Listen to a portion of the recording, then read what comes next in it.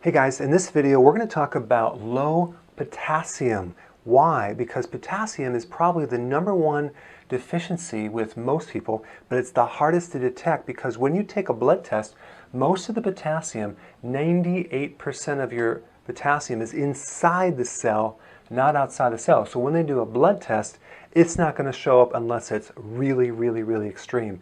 So the type of test that you would have to do would be an intracellular test. It's very sophisticated. People don't really ask for it. Doctors probably don't even know about it, but there is a test that you can do. But I like to go by symptoms. Here are some of the symptoms of low potassium. And by the way, this is not vitamin K, but this is a chemical symbol of potassium. It's a K+. So when you're low potassium, the blood pressure will increase. Why? Because potassium is a physiological relaxer. It's a tranquilizer. It calms things down. Muscle cramps, because potassium is an electrolyte. Sugar cravings. Why? Because potassium helps you store sugar, and it will actually help you get rid of sugar cravings because the storage of glucose needs potassium. Okay, constipation. Yeah, so that's another symptom of low potassium.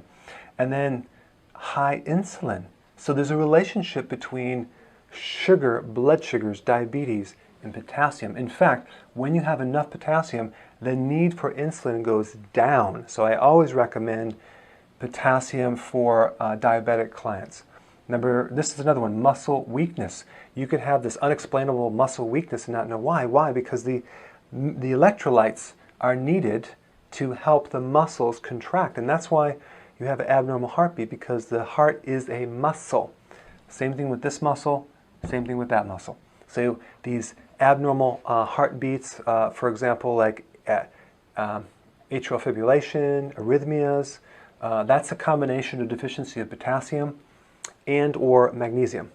Okay, anxiety and sleeping problems, because potassium is something to calm you down. So if you're doing something that doesn't involve a lot of, like some diet that doesn't involve enough potassium, you can start manifesting a lot of these symptoms. Now, let's just go into what causes low potassium.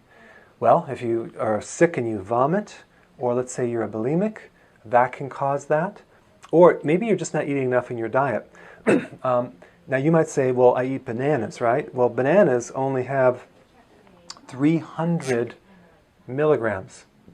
You need 4,700 milligrams per day to hit your regular amount that you need.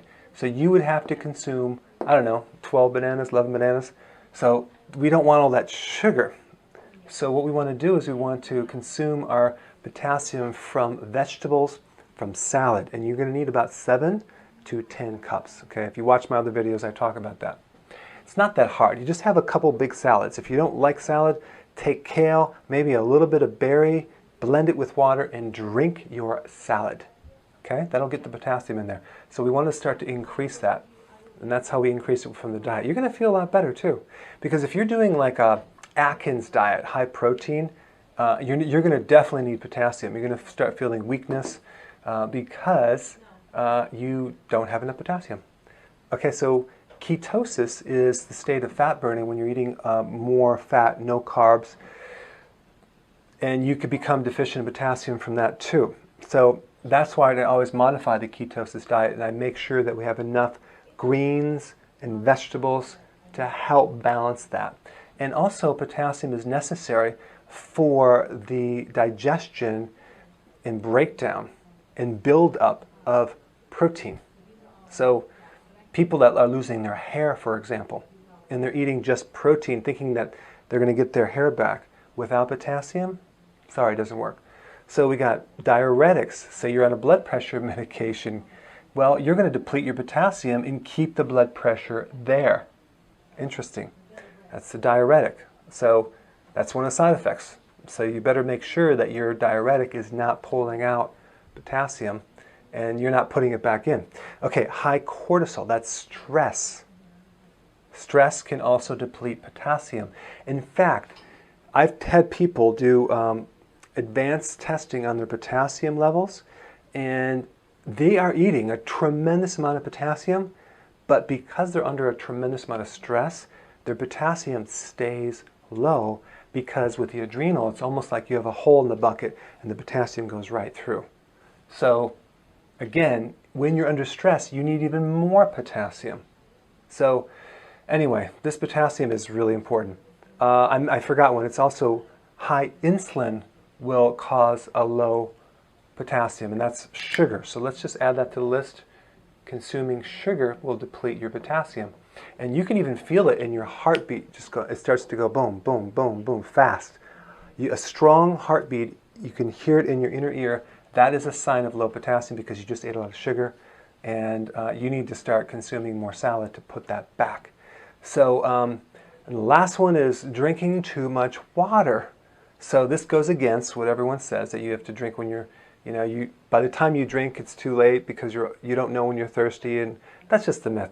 When you drink too much water, you create a condition called hyponatremia, which is a dilution of all your electrolytes, and then your heart starts going out of balance, and you can have a heart attack by drinking too much water.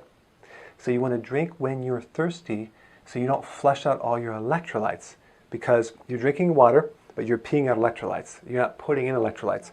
I like to hydrate my water with lemon, a little bit of apple cider vinegar, maybe a little stevia. If it's carbonated, I drink Pellegrino a lot, or I drink filtered water. So I just want to kind of give you an overview on this very common deficiency that people have and the symptoms, so you can start thinking with it. And if you start having any of these, then you know it could be connected with that, and then you know the cause of that, okay? So I hope that helped. I will see you in the next video.